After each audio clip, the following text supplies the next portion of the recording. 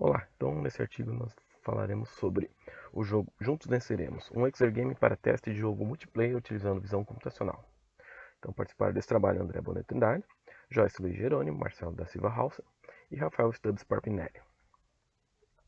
A agenda então da apresentação, falar um pouco sobre o transtorno do espectro autista, o objetivo da pesquisa, a busca exploratória, né, realizada e o jogo Juntos Venceremos, os resultados alcançados até o momento. Então, transtorno do espectro autista são distúrbios do desenvolvimento que se caracterizam por alterações presentes, desde idade muito precoce, com um impacto múltiplo e variável em áreas nobres do desenvolvimento humano, como as áreas de comunicação, interação social, aprendizado e capacidade de adaptação. Alguns comportamentos comuns, dificuldades de socialização, baixo contato visual, ecolalia e o processamento sensorial. Para ter uma ideia da incidência nesse ano, o CDC, o Centro de Disease Control, dos Estados Unidos, aponta aí que a cada 36 nascimentos acarreta aí existe uma incidência aí de um autista nessa população. Tá? Então, o objetivo geral dessa pesquisa aqui foi desenvolver um jogo multiplayer utilizando visão computacional para reconhecer as interações dos jogadores. Tá? Isso aqui vem de um trabalho anterior, descrito em Trindade et al. 2022, onde especialistas na área de TEA apontaram que a necessidade ou a importância de construir também um jogo voltado à socialização, ou seja, quando mais de um jogador possa jogar ao mesmo tempo. Então essa frase aqui foi retirada do trabalho Trindade et al. 2022. Vejo como uma desvantagem a falta de interação com outro jogador. Jogo em dupla, por exemplo. Afinal, essa é uma das maiores dificuldades dos transtornos. Então, vendo esse apontamento de especialistas, então a ideia desse trabalho foi construir um jogo que pudesse aí, reconhecer mais de uma pessoa numa área de projeção, num tipo de um jogo Exergames.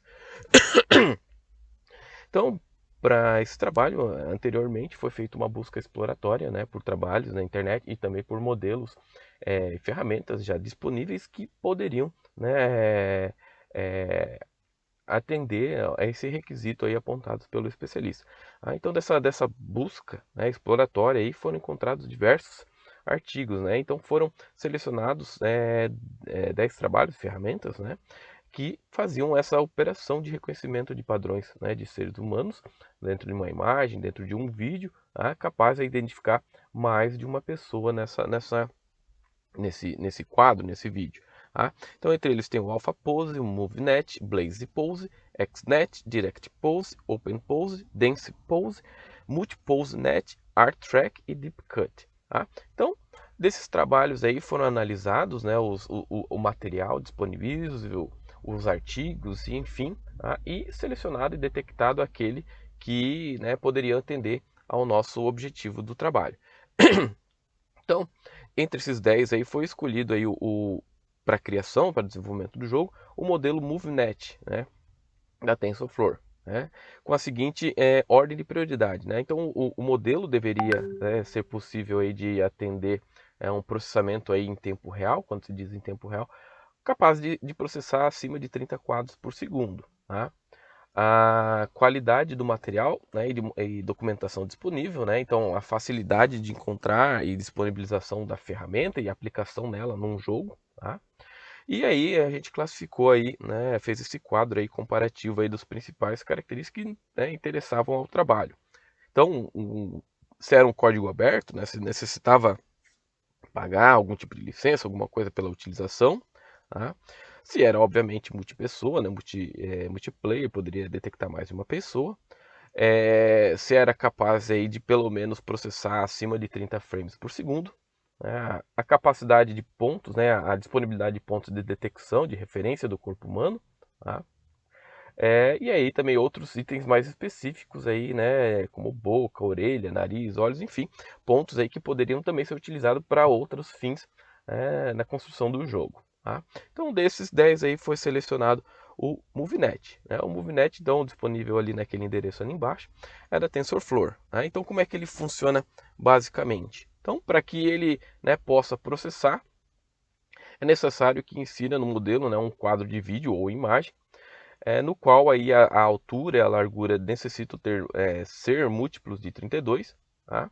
E aí também tem levar em consideração, né, a qualidade versus velocidade, né? Obviamente, quanto maior, né, o quadro disponibilizado, né, mais tempo de processamento ele vai precisar. Então a gente tem que, né, fazer um balanço aí dependendo da ideia. E a saída, então, uma vez colocada essa entrada, a saída do modelo é um tensor contendo aí a quantidade de pessoas detectada. Esse modelo da TensorFlow consegue detectar até 6 pessoas no máximo. Tá? E as posições, né, X e Y do plano que essa imagem está, de 17 pontos, 17 articulações, tá? Além do bounding box, né, o contorno, uma caixa de contorno dessa pessoa, tá? E o grau de confiança da detecção. Então esse modelo apresenta essas características. E aí utilizando então o modelo do TensorFlow, em conjunto com Python, OpenCV, Pygame, né, foi construído aí o jogo Juntos Venceremos. Então, Juntos Venceremos foi um jogo criado, né, Exergame, né, que precisa fazer algum tipo de movimentação do jogador, tá? Numa uma projeção utilizando aí projetores de vídeos convencionais, tá? Câmeras convencionais, webcam, né, e um computador para processar o jogo. Então, o jogo em si tem duas telas principais. Uma tela de controle, a qual fica no computador, né, que está sendo jogado, e a tela do jogo, onde fica projetado o jogo para os jogadores. Né? Na tela de controle é feita a calibração da área de jogo, da área de projeção, né, feito aqueles 4 pontos vértices ali. Então, o computador vai processar aquela área, né, capturada pela câmera, onde o jogador vai interagir com o jogo. Né? Essa calibração serve principalmente para evitar erro aí de posicionamento da câmera em relação ao vídeo. Né? O computador vai sempre entender como uma área planificada daquela área selecionada. Tá? Então, como é que funciona o jogo Juntos Venceremos? Então, para iniciar o jogo, tá? É necessário que tenha 2 jogadores. Né? Então, é um jogo participativo, que, né, necessita aí pelo menos não, foi setado para 2 jogadores. Então, os jogadores devem ficar na área de projeção, detectada ali pela câmera, né? Então, à direita ali a gente vê 2 jogadores posicionados na área de captura, e a gente já percebe aí, né, a detecção do modelo, né, desses 2 esqueletos aqui, do jogador A e do jogador B.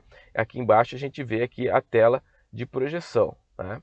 Então, o jogo vai ser rodado, vamos dizer assim, projetado nessa área, e os jogadores deverão responder perguntas aleatórias, temas, né, se posicionando sobre a figura. Então, essas aqui são as telas principais dos jogos. Né? Então, para iniciar o jogo, os jogadores se cumprimentam, né? Basicamente, então, o sistema reconhece quando esses 2 pontos de referência estão próximos num certo limite. Tá? O jogo iniciado. Então, é apresentada essa tela aos jogadores. Os jogadores, então, o A e o jogador B devem se posicionar um em cada lado da tela de projeção para poder, né, ser emitida aí a pergunta. Então a pergunta é bem simples, né? Transporte. Daí os jogadores devem colaborar entre si e se posicionar sobre a resposta correta. Né? Por exemplo, aqui transporte seria o ônibus. Então os 2 jogadores deveriam se posicionar ou ficar na frente dessa figura para acertar. Enquanto em termos de testes e funcionalidade, a gente não definiu o tempo, não definiu nada.